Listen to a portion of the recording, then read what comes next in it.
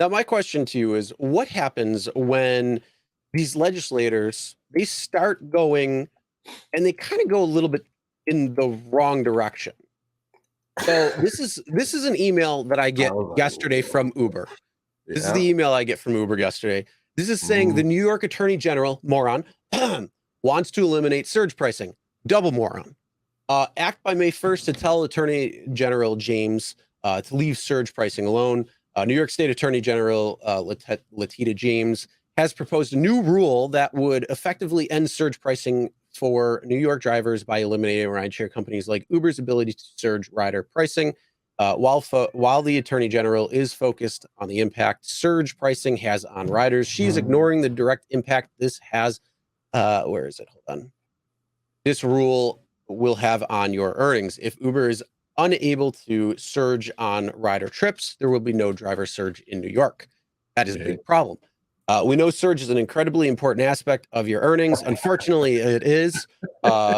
It ensures you're paid extra when you step up to help riders during times of bad weather, less desirable times of the day, or during high demand events like concerts and sporting events. Yet they forgot to leave out bar times, because that's when the most amount of surge is going on. And that's when the most amount of people want to be driving at night because of the surge, because you're actually making money out there. And that's why it's the most profitable time for most people. Not always, it just depends on your market. But the Attorney General, moron, is accepting comments on her proposed rule now through May 1st to tell her that your efforts will hurt the ability for you to earn and your family, to ask her to reconsider. So this is what I get from it. Then you have to actually kind of dig in a little bit more to see exactly what is going on. This is from Times Union, and it says James proposed a rule to set price gouging as above 10% guidelines to ride sharing. So basically proposing to institute a clear standard for what defines price gouging, any increase over 10% during abnormal disruptions in the market. The proposal is part of a series of rules that Attorney General's office is offering up to public comment for the next 60 days. And then this is the next part is where they're talking about the surge in dynamic pricing. And James is seeking to define price gouging for companies that use dynamic pricing, including rideshare service, based on the median price at the same time 1 week prior. And then it says the Attorney General in the rulemaking document said she considered alternative definitions based on the lowest price charged for a product in the period, or based on the highest charge prices, similar to a 2014 agreement with Uber, would lead to far too much condoned profiteering. The price gouging agreement with Uber expired in 2017. So one of the things when this comes, this is the wrong way to look at things, because this is a moron who probably got charged extra when it came to surge. They went on their app and said, "Why am I being charged to go from New York to Albany for $182 when it's normally 60?" Well, you know what? That's because there's less drivers on the road. You know, it does deal with peak time, supply, and demand. It is based around that. There are several factors that influence surge. But here's the thing. Unfortunately, you have no idea what the fuck you're talking about. And if you start talking to drivers and see exactly what's happening, you might want to change your thought on that. And we actually have a RSG podcast that's coming out. It's the podcast version is already out if you want to listen to it. The video format is coming out on Friday. And Harry's talking with a former Uber worker, and they were talking about surge pricing, and they were talking about how really genius it is, but also, you know, trying to make it so the passenger kind of understands. And the way they talk about it, it's really interesting. So it's definitely an RSG podcast that's going to be geared for drivers. So if you want to check that out, make sure you do. But this is when people are very ill-informed, and then they make irrational decisions based on some unknown factor. So this is, to me, I think, a real problem. And if you're in New York State, you definitely want to make sure you're following this, and, you know, share your thoughts with the Attorney General, because there is a time open for 60 days. Just be familiar with this proposed rule, and see what's going to happen there. Because when it comes down to dynamic pricing and surge pricing, that's called show me the money. And I want to know. Now, the flip side of this, I think there should be a definite issue where, yes, and I will gladly speak to James here, saying there's an issue when it comes to surge pricing and how it's calculated for the passenger and how it's calculated for the driver. And I would gladly go into that, where you can definitely take that more knowledge and figure out how to price it fairly for drivers and for consumers, where Uber and Lyft are not necessarily getting the bulk of it. Because right now, surge pricing is multiplier based when it comes to the passenger side, which means they're doing 2x, 4x, 6x, whatever it might be of the normal rate ride. But on the flip side, you're getting the flat rate surge, which we all don't really love too much. And so you might see $4.25, you might see $8, you might see $10 if you're lucky. But now with upfront earnings, you're seeing the base fare change to not necessarily reflect the amount of surge that should be added to the trip. So there is a real problem when it comes to surge, how it's calculated on the passenger side, how it's actually doled out onto the driver.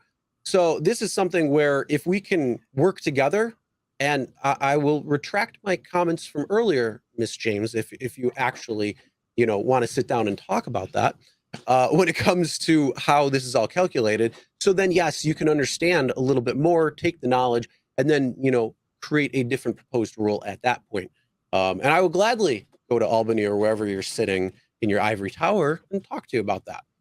But that is, one of the big problems, at least in my opinion, is that you have people who may not know what they're talking about and try to create this sweeping control when it comes to things. So, the price gouging aspect of things is not just on the rideshare side. They're trying to include the rideshare side. But it's also good to know what the whole rule is. So you want to make sure you're paying attention. But yes, anybody in New York State right now, please pay attention to this. This is definitely going to have a big impact on you. And you can share your thoughts over the next 60 days when it comes to it, when it comes to this rule change, when it comes to surge, how it's calculated, and all of that stuff. And who knows, maybe at that point we can get something where we're all on multiplier surge again, or it's more fairly done for what the passenger's paying to what the driver's receiving. And then maybe on top of it, it's actually in addition to the fare, to the base fare, not calculated kind of mumble jumble altogether, where you're seeing an $8 surge on a ride that you're getting paid $15, and another ride that you're getting paid for the same distances at $15, but there's no surge. It doesn't make any sense. We've seen so many screenshots of this already, and trying to calculate all this. Surge. It seems like they're eating more in your surge than you think. So, yeah. All right. Rant over. No, Red. You know what? You said pretty much everything I was going to say. I'm just going to add two things to it. When Uber needs drivers' help, see how nice they are to you, saying, please call this person and say, don't get rid of surge pricing. See, when they need your help, in-app, they push the notification saying, this is going to kill you. Unlike the last one saying that, oh, this is horrible. What happened to inflation? Don't do that. We want you to do this. Yeah. Please do this for us. Please, yeah. I'll stroke your hair a little bit too. Yeah. So like, see how fun the game is, right? So when the game is played, when they need the driver, they go, please call the attorney general and say this is a horrible idea, because Chris hit on all 3 points. And I will gladly take the 4-hour drive from Buffalo to Albany, and I will sit down and I will talk with you. I have no problem doing that. I come with you, because honestly, I don't think she knows. But this is the problem. When people who don't drive and don't know and start writing laws that interfere with business of everybody, and I'm not an Uber lover, I got that. But Uber's panicking because they charge 4x on the back end, pay the driver nothing. Okay, that's going to go away. They have minimum wage rules in New York City in the 5 boroughs, Chris. Because if they cannot charge surge 3-4x on the back end and pay the driver peanuts, because they're also looking out for that minimum that they're stuck with, I think it's $25 an hour. So if there's anybody in New York City in the 5 boroughs driving, contact me. I want to learn more about that. So they're stuck. Now they're going to take that huge take rate, that they created with this new upfront algo. When the surge is high, base is low, No surge base is high. You know that game that they play, right? Which we saw some of the negative earnings with Yeah. Surge. So if Surge was really in addition to Uber and was really helping the driver, I don't think you'd be crying like this. I think you'd be saying, "Oh no, Surge is a horrible thing. We just want to get rid of it." But you guys know you charge the customer up to you know what, and then pay the driver down to you know what. That's why you guys are complaining and need the driver's help. So you know, yeah, you Yeah, know, you there know you what? go. Chris Taylor is the person that Harry's interviewing on Friday. And he puts it together really well when it Neck comes is down gonna to be on our how to show, it. bro. That's Yeah. Neck. Neck is gonna be on our show. Oh, nice. Yeah, Yeah, but he broke it down really well when it came to it. yeah. And I he made listened to it, it. you know, there's a short that's going to come out, and I think if you want to talk with riders who are complaining about surge or something like that, you could use that same type of terminology, and they might look at it a little bit different when it comes down to it. So, Yeah. yeah, definitely watch that one, that RideShare Guy podcast on coming out Friday. It's pretty good, and it's definitely with Chris Taylor, who worked at Uber. And it was really interesting, at Neck is least when I very was smart. watching that. So You know, was that? I asked Neck to come on because I think he can. A lot of us, including me, can benefit from what he's going to say. Because we Oh had yeah. some preconceived ideas. This guy was one of the first 50 hires at Uber in the Travis days. Now, Hmm. he's still biased. I have Twitter wars with him here and there. But lately, he's been laying off. I've been laying off because I want him to come on, and he agreed to come on sometime in May. And the neck, we're gonna have it. We're gonna go at it. But now he's a super smart guy. He was at Uber for years. He's doing his own thing now, and he will be able to educate a lot of drivers who have misconceptions and ideas that are wrong, that in the technology world don't exist. So it's going to be a good one. Yeah. So, So Megan wrote it's 4 hours. It's not 4 hours. It's 6 hours. One, not the way I drive. It definitely is 4 hours. I can make it from here to Bronx in 5.5, and that's a little bit. That's quite a bit further. So yeah, I've trust me. I've done the Bronx trip plenty of times. I've gone out in Massachusetts. It's definitely a 4 hour trip for me. yeah. All right. But So yeah, you said everything, and I'm not sure where it's going to go, but I mean, Uber, New York City is a huge market for Uber, like huge. Okay. mhm. And if they do this, no more surge, and they have the minimum that they pay to the driver, they take rate in New York City is going to absolutely collapse. Stock will actually get hit Oh on yeah. that. Well, not only that, but in Buffalo, bars are open till 4 a.m. You know, you go to Rochester, it's 2 a.m. I think Syracuse is like 1 or 2 a.m. But Buffalo and the surrounding area, it's 4 a.m. So you Yeah, have a lot of fun. You're getting out there, you're getting drunk, you're having fun. yeah, If that surge goes away, and trust me, it's bleeding red from like yeah, 11 to almost 5. Because everybody's, going from bar to bar, they're going home, they're going back out, they're wherever they're going. And then you have yeah, the big rush around like probably yeah, about 2 to about 4:30 is the big, yeah, big rush. And that's when surge is like lighting up the entire city of Buffalo. yeah. But you take that away, I am not going to drive at that time. There's no, I For wouldn't get, for base, I for wouldn't get base, paid. So, for the base, unintended, hmm? for base rate. Why would you pick Oh, up a hell drunk for a friggin' base rate? no. Hell no. I got to deal Like, with the passengers who are drunk off their yeah, asses. No, yeah, you know what? It's worth it when I'm getting extra amount of money. yeah, But when it's not coming in, there's no way I'm going to take it because to yeah, me, it ain't worth it. But on top yeah, of that, the other thing is if you have less Uber drivers and Lyft drivers on the road, that means more people are going to resort to driving. And that yeah. means things like Or drunk DWI driving. and Yeah, DUIs and accidents and yeah. deaths and things like that are going to go up. And you're going to have an unintended consequence of that happening in But the event that Uber and Lyft drivers do not want to drive at night because they don't want to deal with that. I agree. And you know what? Lastly, this may bring some light on the games that this new algo is playing with the surge pricing. As you know, as everybody knows, surge was in addition to the fare. Now it's all bundled in. Maybe this will put Hmm. some light on that issue. You know what I'm saying?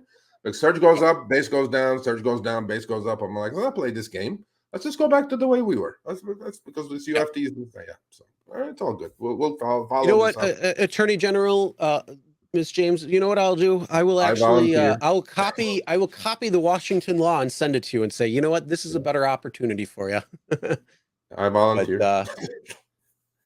Yeah. All right. There you Oh, go. no. I know what the rule change is. It's not, I'm not misrepresenting it. Basically, what they're trying to do is, yes, parts of it are good because they're capping certain like things where it's an issue when it comes to hyperinflation and things like that. But when it comes to surge pricing and dynamic pricing, no, that's a different issue. Yeah. And that's going to be based on real time. That's also going to be based on driver demand. Rider demand, driver supply. It's going to be based on weather. It's going to be based on time. There's going to be a lot of things there. And if they cap it or even are, trying to get rid of it or something like that, then that's going to be an issue when it comes down to it. So I'm not opposed to the part where it's going to limit parts where, your eggs are going up $18 for a freaking 12 pack. No, I'm not complaining about that side of things. I'm complaining and talking about the rideshare aspect. So let's make sure we're on the same page there. Yeah, Yabayo, is it Yabayu? Email me, Sergio at therideshareguy.com, especially if you're a New York City driver. Yeah, I want to talk about this a little bit more and educate myself, but we know what we're talking about here. It's, the subway closures and hurricanes and things like that. Uber actually does take care of those surges anyway, even if the passenger pays those ridiculous surge fares and then they get credited back. But like Chris said, who the heck is going to pick your drunk ass up right about to throw up in my car for a base fare? Not happening. Hell no. Hell no. Yeah. Ain't gonna happen. No. I'll switch to the daytime. Actually, I've been driving more day than night anyways, mostly because with the kids and that, and then sleeping and just all that. So yeah, it's definitely different because trying to have a 5-year-old and a 2-year-old wake up at 7:30 in the 7:30 in the morning when you'd be like 2 hours worth of sleep. It's not as fun. So yeah, I've been doing more daytime than nighttime anyways. Jeff goes, I will. Yeah, sure, of course. I saw the pictures of your car without the drunk guy. So we're gonna talk about that next week, Jeff. All right, thanks for watching. That short little clip was from our live stream, Show Me the Money Club with Sergio and myself, Tuesdays, 6 p.m. Eastern, 3 p.m. Pacific. Make sure you subscribe, turn on all notifications so you'll be notified when we go live, as well as all of our awesome content. Make sure to check out this video right here, which will take you to the entire live stream, or check out this video right there. All right, drive smart, everyone.